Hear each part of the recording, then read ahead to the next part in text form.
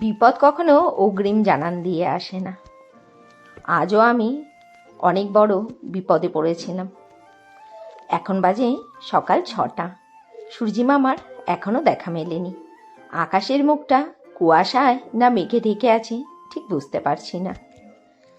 সকাল সকালই আজকে রান্নাঘরে ঢুকতে হয়েছে, কারণ হচ্ছে ছেলের কলেজের জন্য লাঞ্চ তৈরি করতে হবে। আজ খুব ভোরেই ছেলে কলেজ যাবে, ওর জন্য তৈরি করে দিচ্ছি চাউমিন। কাল রাতেই বলে রেখেছিল যে মা চাউমিন তৈরি করে দিও। ছেলে ওদিকে রেডি হচ্ছে আর এদিকে আমি ওর জন্য রান্নাটা করে নিচ্ছি। আর ও খেয়ে যাবে ছাতু, ছোলা, কলা, এগুলোকেও সব টেবিলের ওপর গুছিয়ে রেখে লাঞ্চটাও দিয়েছি প্যাক করে। ছেলে কলেজে বেরিয়ে গেছে আর এখন ঘড়িতে বাজছে সকাল 7:30। আর আমি চলে এসেছি ওপরের ঘরে। ওপরের ঘরগুলো পরিষ্কার করতে হবে। আজ যেহেতু বৃহস্পতিবার মানে গৃহস্থ বাড়িতে কাজের ধুম লেগে যায়। মা লক্ষ্মী যেন একদম মাথায় উঠে যায়। আমি প্রতি বৃহস্পতিবার করে ওপরের ঘরগুলো মুছে নিই। সারাদিন দরজা জানলা না বন্ধ করে রাখি, তবুও যে গাদাগুচ্ছের ধুলো কোথা থেকে আসে কে জানে। ওপরের ঘরগুলো তো একদম ব্যবহার করাই হয় না। তোমাদের দাদাভাই আসলেই একমাত্র ওপরের ঘরগুলো ব্যবহার করা হয়। এখন হয়েছে কি, ঘর বেশি আর মানুষ কম। নিচের ঘরেই আমরা সারাদিন থাকি। এই শুধু ওপরের ঘরে আসি পুজো দিতে আর জামা কাপড়গুলো কাচার জন্য। আর প্রতিষ্ঠার আজকে স্কুলটা ছুটি রয়েছে, ও নিচে ঘুমোচ্ছে। আর আমি ভাবলাম এই সুযোগে আমার ওপরের ঘরে কাজগুলো আমি সেরে নিই। যদি নিচের ঘরে রান্না বান্না সেরে আবার উপরের ঘরে কাজ করতে আসি না, তাহলে না অনেকটাই লেট হয়ে যায়। বৃহস্পতিবার ঠাকুরের সিংহাসন পরিষ্কার করো, ঠাকুরের গাদাগুচ্ছের বাসন মাজো, প্রচুর কাজ থাকে গো। আমাকে অনেকে বলে যে তুমি এত কেন পিটপিটে, কেন এত পরিষ্কার করার দরকার পড়ে তোমার, এগুলো তো সব পরিষ্কারই আছে। কিন্তু জানো, আমার না বড্ড খুঁতখুঁতে অভ্যাস। আমি যেন পরিষ্কার পরিচ্ছন্ন জিনিস দেখতে খুব পছন্দ করি। নোংরা দেখলেই আমার যেন কেমন মাথার মধ্যে যন্ত্রণা শুরু হয়ে যায়। আর দেখবে ঘর দূর যদি পরিষ্কার পরিচ্ছন্ন থাকে তাহলে শরীর মন দুটোই খুব ভালো থাকে। যদিও বা এগুলো করতে গেলে নিজেকেও কঠিন পরিশ্রম করতে হয়। আমি একার হাতে আমার সংসারের যাবতীয় সব কাজ করি। একদম হিরে থেকে জিরে কেনা থেকে শুরু করে জুতো সেলাই থেকে চণ্ডীপাঠ সবটাই আমাকে করতে হয়। কাজটা আমি খুব খুশি হয়েই করি, কেননা যে কাজটা করতে হবে সে কাজটা খুশি হয়ে করাই ভালো। বেশি যদি কাজকে বোঝা মনে করি তাহলে সেই কাজটা করতে বড্ড বেশি কষ্ট হয়ে যাবে। ঘরদোরগুলো ঝাড়টার দিয়ে এদিকে মেশিনে জামা কাপড়গুলো দিচ্ছি লাগিয়ে। এদিকে জামা কাপড়গুলো কাঁচা হতে থাকবে আর ওইদিকে আমার ওই ঘর পোছাটাও হয়ে যাবে। তারপরে নিচে গিয়ে আবার নিচের ঘরের কাজকর্মগুলো পড়ে রয়েছে, সবই রয়েছে নিচের ঘরে, আবার গিয়ে ওইগুলোও সারতে হবে।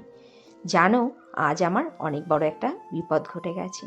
এই যে দেখছো না, এই যে আমি ডিটারজেন্ট দিচ্ছি জলের মধ্যে, আর আমি এখান থেকে জল নিয়ে নিয়ে ওপরের ঘরগুলো পুছছিলাম। ঘর পুছতে পুছতে যখন সব দুটো ঘরই পোছা হয়ে গেছে, ওইদিকে সব পরিষ্কার হয়ে গেছে, ঠিক বাথরুমটা পরিষ্কার করে ওপরের ঘরে ওয়াশিং মেশিনের সামনেটা পুছবো, ওইখানটাতে আমি খুব বাজেভাবে পিছলে পড়ে গেছিলাম। অল্পের জন্য আমি বেঁচেছি। যদি টাইলসের কোনায় মাথা লাগতো তাহলে মাথা ব্যথা ফেটে বা কোমর টোমর ভেঙে হয়তো পড়ে থাকতাম। বাড়িতে তো আমাকে সাহায্য করার মতো কেউ ছিলও না। থাকি তো বাড়িতে মাত্র 3টে মানুষ, আর ওপরের ঘরে যদি আমি চিৎকারও করতাম তাহলে হয়তো আমাকে সাহায্য করার মতো কেউই আসতো না। আসলে শুনতেই পারতো না, তো আসবে কি। তোমাদের দাদাভাই শুনে খুব বকাবকি করেছে যে তুমি কিভাবে কাজ করো, একটু দেখে শুনে তো কাজ করবে। সবাই বলছে যারা আর কি আশেপাশে ছিল, তোমার এত কেন শ্যাম্পু দিয়ে মোছা লাগে। কিন্তু কি করব, সেই যে বাতিক। আর দেখতেই পাচ্ছ টাইলসগুলো কত চকচকে, আর এর মধ্যে শ্যাম্পু মানে জলে পড়া মানে কতটা কঠিনভাবে পড়েছি সেটা বুঝতেই পারছো। যাক, অল্পর উপরে গেছে, ঠাকুর আমার সহায় ছিল, এই জন্যই এত বড় বিপদের হাত থেকে আমি বেঁচে গেছি। এই যে তখন কিন্তু অলরেডি আমি পড়েও গেছি। দেখো মপটা কিন্তু আমার হাতে নেই, কারণ মপটা অলরেডি ভেঙে গেছিলো। আর আমি পুরো স্নান করে উঠেছিলাম, নাইটটা পুরো চুপচুপে ভেজা। ব্যথা নিয়ে কাতরানোর সময় নেই। ওই শ্যাম্পুর জলগুলো ওই ব্যথা নিয়েও আমাকেই পরিষ্কার করতে হয়েছিল।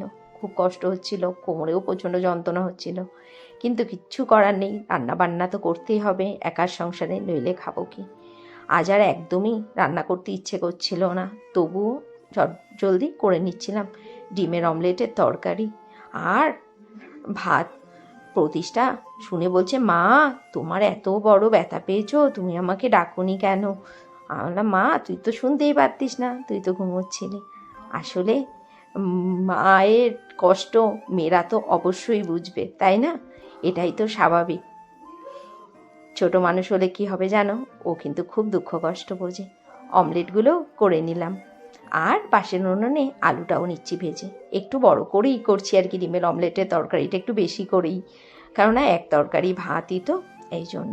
সব মশলা টশলাগুলো কষে নিয়ে তারপরে এর মধ্যে আলুটাও দিয়ে একটু ভালো করে কষে নিয়ে জলটাও দিয়ে দেবো, ফুটে উঠলে দিয়ে দেবো ডিমের অমলেটগুলো।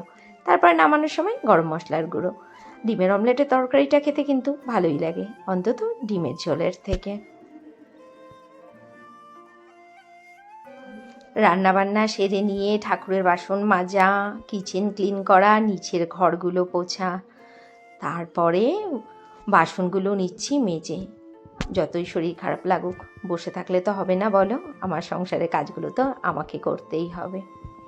এখন বাজে দুপুর 2:25, আর করব লাঞ্চ। আগেই বললাম বেশি কিছু করতে পারিনি, ছেলেও তো দুপুরে আজকে খাবে না।